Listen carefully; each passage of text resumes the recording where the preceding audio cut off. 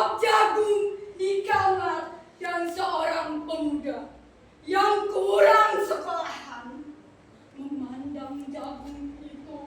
Sang pemuda melihat ladang. Ia melihat petani. Ia melihat panen. Dan suatu hari subuh, para wanita dengan gendongan pergi ke pasar. Dan ia juga melihat suatu pagi hari di dekat sumur. Gadis-gadis bercanda sambil menunggu jagung menjadi maizena.